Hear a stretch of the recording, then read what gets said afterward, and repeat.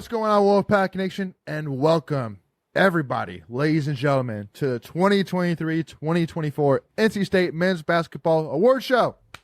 First annual, run by Tuffy Talk. Yes, let's do it. I love it. So thank you all so much for tuning in. We really appreciate it. So here today we're going to be doing our own superlative award show for the 2023-2024 NC State men's basketball season. So we're going to be doing awards today such as most valuable player, best defensive player, the Pride of the Pack award, best reaction video, and what was the other one which I forgot to list? Most valuable player, Pride of the Game Pack, of the Year. defensive player. Game of the Year, yes, which actually will be the first one, which we will talk about. So with that being said, again, we'll be doing the first three questions in part one, and then the last three questions in part two. So to make sure you do not miss out on both of them, what you could do is make sure to go ahead and hit that subscribe button, as we are on the road here to 10,000 subscribers. Hit that notification bell, so that way you're notified on all your devices whenever we go live with any of our NC State content, but especially in our part two of our award show, which is going to be a fun one to say the least. But with that being said, we had well over 40 people actually vote as a part of these awards. Again, and we have no ties, luckily, so there is no like splitting of awards. We actually have a winner for each of them. we have a trophy for everybody. We have a trophy for every one of them, exactly. And don't hold us to it to when we actually give the winners their trophies, but just know that they got trophies. So anyway, We should have reached out to them and see if they got an award speech. We should have. That's what we should have done if we had done this right. Yeah, I know. Yeah, no, I really thought about this this morning and got inspired by it and ran with it. But anyway, so with that being said, first and actually too, y'all, it's been a while since I feel like we've been so busy with Final Four stuff. All we've been doing is live streams recently, so it's exciting to actually do episodes for the first time and get back in front of you guys in this format instead of live shows. But with that being said, again, our first game of the year. So we had 5 different options. First option being the NC State versus Wake Forest game at home, the 83-76 win, which obviously was highlighted mostly by the antics that happened during the game. Yeah, so do we call that game the Kevin Keats ejection game or the DJ Horn double bird game? Like every game has to have a name, right? Or KJ the Keats Diarra or ejection the double technical game, which too as well. There was double technical on Diarra. That was a wild game. Again, that's what I'm saying. It was a wild game. Like when you look at this compared to everybody else, I mean, I wasn't necessarily suspecting that this was going to win, but I suspected it was going to get some votes. And Did it win? No. So out of the 40 votes which we had, it got 1 vote. So no, it did not win. I'll go ahead and tell you that right now. Okay. But I won't ruin for the other 4 though. So again, we'll kind of go in order. But again, so the options were NC State versus Wake Forest at home, 83-76 win. The Kevin Keats ejection game, the Virginia ACC tournament game, which was a 73-65 overtime win. The ACC tournament championship game versus UNC, 84-76 win. The NCAA tournament game versus Oakland, 79 to, it got cut off here, but the overtime win versus Oakland.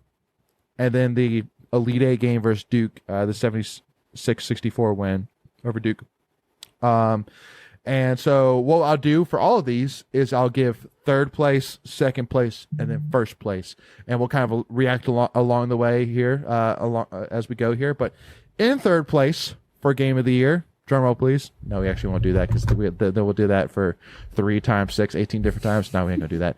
But third place goes to Elite Eight versus Duke. NCAA tournament, Elite Eight versus Duke in third place. So thoughts so far, Greg? Think that's a fair placement so far of what you're suspecting? So there was 5 games, right? Correct. So right, 2 of them from the NCAA tournament, 2 from ACC, and then the Wake Forest game. All right, so what was 5 was the Wake Forest game. Well, oh, okay, you're only doing the top. Okay, I see how you're doing this now. I just hinted. I just went ahead and gave you. No, it's fine. I gave you a bone. I didn't know if you were going to count them all down. That's all I'm saying. Okay. Yeah, I'm good with that. Third place was the Elite Eight game. Yeah, versus Duke. Yeah, I'm good. I'm good so far. Okay, all right, and then in second place, because what I want to do is I want to leave for first place, and us thinking, well, of the 3 left, which one's going to be the winner? So gotcha. Yep. All right, so in second place is the ACC semifinals versus UVA, which got 11 votes of the 40 that we documented. So, Michael, second place versus UNC. Are you shocked by it? I mean, by versus UVA? The Michael O'Connell that was shot? the one. That was the one I voted for, though. I voted for that one for my game of the year. I don't know. Same here. Something about a buzzer beater. It's just like you can't beat it. Like I know it wasn't to win the championship, but it was like it after that shot, it kind of felt like, okay, I know it's UNC, but it's like after that we're gonna win tonight. And it was like I was still like kind of nervous going into UVA. I was feeling confident going into the championship game against UNC after that. Yeah, no, absolutely. So yeah, and then go ahead, Greg. No, I want to give my logic because my logic is sound here. Oh yeah. Okay. So like there's no way personally I could take Wake Forest as the game of the year, right? Because that's a regular season game. To me, the stakes aren't the same. But Virginia was my number one because if that game doesn't happen, the other ones don't happen. Yeah. Sure. Yep. So. Yeah. No. And again, sound logic. That's the winner. For me, I didn't necessarily vote in this more just because I was seeing the results as they went. So I was worried that if I voted, it'd be a little biased based on what everybody else said so far. Yeah. But for me, I would kind of handle it on a game by game. But yes, if UVA didn't happen, none of the others would have happened. But just simply by that game itself, how epic was it? You know, like that's basically how I would have voted. Is how epic was that game compared to everybody? You're down 10 with a minute left. All right. So so I mean, UVA is probably going to be my winner based off of how epic it was individually. But with that being said, Hold on, real quick. If you remember, UVA earlier in the season, we only scored like 16 points in the first half. Mm-hmm, so to score 10 in the final minute against them, you know what I mean? In the stakes, like to me, that's the game of the year, bro. I agree. So that's why I'm saying for me, I would vote to a 2, but not necessarily because of the logic that if that game didn't happen, the others wouldn't happen. But yeah, I mean, just still by sound itself, logic. I stand by it. Hey, Greg, all power to you, my brother. So with that being said, the final for number one, the two options are ACC championship versus UNC or NCAA tournament versus Oakland. Any ideas, y'all? Who you're suspecting it's will the be first ACC place? championship game. Yeah. Michael, you agree with that? You said yeah. Okay. So with that being said, number one is. If you say Wake Forest, I'm walking off the set right now. Well, I told you Wake Forest had one vote, so I kind of ruined that one. Yeah, you but no, AC Championship versus UNC won, had 17 votes of the 40 that we documented. And any idea how many votes the Oakland game got of the 40 we documented? Probably 6. Michael? 10. One vote. One vote for game of the year for the Oakland game. So yeah, it was not even in the same breath as the UNC game per the voting. So the Wake Forest and that game got 1 each, is what you're saying. One. You got it. So gotcha. so the finals for game of the year voting is NC State. Sorry, I won't say NC State first. I'll say AC championship game versus UNC at number 1. NC State versus UVA in the semifinals of AC tournament number 2, and then Elite Eight versus Duke in the NCAA tournament at number 3. So. Sound list, for the most part. Yeah, I can see where people. No, I can see where people come to that conclusion. That's pretty normal, I would say. Yeah. I mean, because again, the Duke game was epic because it was to go to the Final Four. I mean, like that was, and then also too. I mean, DJ Burns in those last 2 minutes was just like making highlight on highlight on highlight on highlight. So I mean, it was so epic. Yeah, it was so good. So yeah, no, I completely agree with that list. So congratulations for NC State versus UNC game of the year. We need a trophy. Why don't we have a trophy next year when we do this? We need to have a trophy. I know. Yeah. Here, I can take my Tuffy Talk placard off and use this as my. There you go. I like it. That's what we need to give out next year. We need to give out those. So I accept this on behalf of the NC State versus UNC basketball game. The game. All right. Yeah. Love it. Why isn't this thing on? I'm totally failing by not having my on. Yeah. You need that in the shot. Yeah. There we go. Before we continue, I want to take a quick second to tell you about our sponsor, Flatlands Jessup Insurance Group, that has your whole world covered, with agents in 5 offices throughout eastern North Carolina to help you decide how much coverage you need. Offering policies for home and auto, recreational vehicles, commercial, crop, health, life, and employee benefits. They are able to combine options to find a comprehensive solution that works for you. Flatlands Jessup protects the things you love so you can spend less time worrying and more time enjoying them. Find them on Facebook and Instagram at Flatlands Jessup. You can also visit their webpage at www.flatlandsjessup.com. So please make sure to go and check them out. Anyway, now why don't the employees get one of those? Moving on at the right time. Yeah. Moving on. So second question. Moving on to most improved player of the year, and I caveat this by saying beginning of this year, of this season, beginning of this season to the end of this season, aka not last year's career to this year's team. Yeah. Because obviously, if you just did last year's team to this year's team, then your options would basically be DJ Burns, different cast of characters, and Casey Morsell. So that wouldn't be very fun. So the options that I listed were DJ Burns, Michael O'Connell, DJ Horn, Ben Middlebrooks, and Mohamed Diarra. So the first thing I want to ask Michael is, those five names I mentioned, Middlebrooks, Diarra, Horn, O'Connell, and Burns, would you add anybody else on that list? Like, would you have said Jaden Taylor? I probably would have put Jaden Taylor on there instead of DJ Horn, because Horn was pretty consistent the whole season. He was always the go-to guy. Well, I mean, let's be real though, Michael. I mean, he really just, again, I mean, like we were having conversations of, we just didn't have that guy to win games for us. Like, we were actually having that conversation halfway through the season, and Horn kind of turned into that guy of being the guy to win games for us. Yeah, but I think he was always a leading scorer. Like, he wasn't like, he did find another, kick it up another notch. But he found another gear, no doubt. He was. If you asked us when we were 5-1, who was our best player at that point, the answer was DJ Horn. Yeah. So. Probably. Yep, I agree. So with that being said, so once again, most improved player of the year from the beginning of the season to the end of the season. Options are DJ Burns, Michael O'Connell, DJ Horn, Ben Middlebrooks, and Mohamed Diarra. So with that being said, what I'll actually do is so I'll do third place. So third place is Ben Middlebrooks. Third place of the 40 votes we documented, he got 4, so 10% of the vote. Wow, this is a landslide vote. Yeah, it's pretty dominant who wins. I'll just say that. Yeah. So Ben Middlebrooks at 3. So here, why not? Here, Greg. So knowing that Ben Middlebrooks got 3rd, so two-part question. Yep. Thoughts on Ben Middlebrooks being 3rd, and then as of right now, who would be your vote for winning most improved player of the year right now? Yeah, I think Middlebrooks definitely. I actually had he was my second place vote. I think some of this is so for me. This was kind of an interesting one because the dynamics of the lineup changed so much. You had you had the early roster, right? The non-conference roster, or a rotation. That's probably a better way to say it. You had the non-conference rotation, and you had the early ACC rotation, and then you had some things happen with the team, and so the dynamics changed, and people were thrusted into different roles, and Keats was trying to find out roles for people, and so anyway, long story short, he was my second. My vote was Diarra. Okay. Yep, and Michael's saying 2 questions. Thought Middlebrooks being 3rd, and who's your favorite right now for most improved player? Yeah, I think Middlebrooks definitely did improve. He got a lot.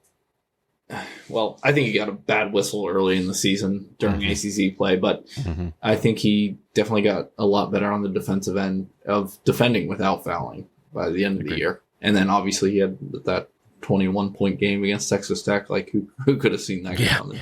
Yeah, like half of them were like free throws. Yeah. He was so dominant inside.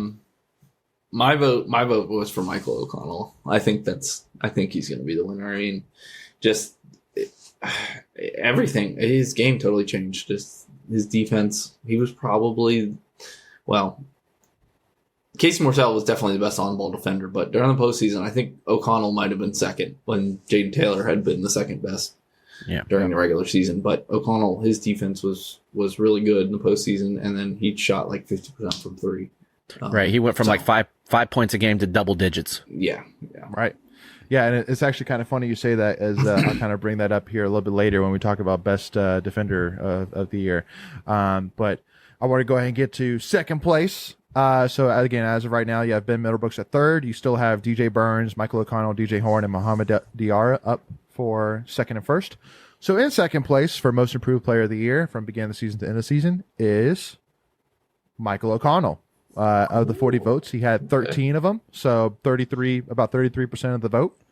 So Michael, obviously you reacted. You said he was your guy. I mean, I think you kind of said your reasoning behind why you voted for him. Greg, thoughts on Michael O'Connell again second? Yeah, for me, I was just the top three. I had my three. He was my third, but I was splitting hairs between Middlebrooks and O'Connell for second. So I all of those are great choices, and so I'm pretty sure I know the answer for number one, and I think it was my vote that set him to the top. I'm getting a look. We'll see. Michael, any thoughts before I move on to first place? I know you kind of already shared your thoughts on O'Connell in general, but I thought O'Connell would win. Yeah. All right. All right. So with that being said, final three options are DJ Horn, DJ Burns, and Mohamed Diarra for first place. And first place had 50% of the vote. 40 votes. There was 20 of them for this one guy in first place, and that person is DJ Horn. No, I'm just kidding. Mohamed Diarra, ladies and gentlemen, with first place. Most improved player of the year, Mohamed Diarra, with 50% of the vote. And I mean, just that dude is a rebound beast. And again, I think it just a lot of it had to do with Parker's illness, right? His injury, however you want to phrase it, and the roles changed. I don't think Diarra changed as a player. I just think he had more opportunity. That's what I was gonna say. I think he just I think he should have played more. Like when he was regular season, when he was in, he was pretty much grabbing the same amount of rebounds, I think, and averaging his per 40 numbers would be averaging the double like he did in the postseason when he was playing 30 plus minutes. But agreed. Yep. So with that being said, we'll move on here. Any final thoughts there about most improved before we move on? Nope, just that I was right. I love it. Cool. Alrighty. So with that being said, we're moving on to question number 3, which is defensive player of the year. So Michael, I kind of said, we'd come back to Michael O'Connell and the fact that when I set this up, I put Mohamed Diarra, Casey Morsell, and Jay Taylor as options. And obviously you mentioned he's the case that Michael O'Connell was probably second guy. So, I mean, you're basically saying, Layton, you're an idiot. Why isn't Michael O'Connell on this list? Basically, right? That's what you're saying. Well, is it season long? Are these season long awards? Yeah, it's player of the year. Then I think that's fair not to have him on there. Yeah. Oh, okay. Thank God. Right, cool. Wow, someone needed validation. Yeah. I said in the postseason, I think he was a really good defender. I didn't think he was great on the defensive end during regular season. No, he was exposed a few times. Yeah. Yeah. He got caught with his pants around his ankles once or twice, but it's all good. It happens. It's basketball. But yeah. So again, 40 votes. Your options are Mohamed Diarra, Casey Morsell, and Jaden Taylor. So in third place with 4 votes out of the 40 votes, so 10% of the vote. Someone's crushing this one too. Yeah. Is Jaden Taylor. So 10% of the vote, Jaden Taylor, which I think is honestly interesting because of the fact that, towards the beginning of the year, he was like that was all he was basically known for to start the year was his defense was like elite. And his defense in that weight game that you had for game of the year, he had a couple big steals. Huge steals. Agreed. Absolutely. So, Greg, thoughts on Jaden Taylor third place? Yeah, I had him at second place in my ballot. So yeah, a little surprised there. I'm actually genuinely curious who ended up at number 2. Yeah, no, it's fun. Man, should I cliffhang it till part 2? Who got second and first? No, we said we're doing 3. Okay, I'm just saying, man. I see a great cliffhanger opportunity here. Do we got to do NC State fans do dirty like that? So, we're not known for our clickbait, but you know what? Maybe let's do it. Oh, okay, all right. So with that being said, we're gonna cliffhang. We'll hold on to here to let y'all know who was second and first place for defensive player of the year, y'all. But first of all, Wolfpack Nation, got to give a huge shout out, y'all. As again, we appreciate y'all, everybody's support. We love you guys. Y'all are awesome. But just wanted to do something a little different this time. So we'll cliffhang there. So you're again, a dirty dog, Clayton. You're a dirty dog. We're dirty dogs like that. So make sure again, y'all tune in for part 2 where we pick up where you will find out who wins defensive player of the year. Or maybe we just skip it and just don't tell them. Yeah, right. Yeah, just don't even do the question. Just move on to MVP and just don't even do it. That'd be so funny. So yeah, again, y'all make sure to tune in for part 2 where we announce who the defensive player of the year is.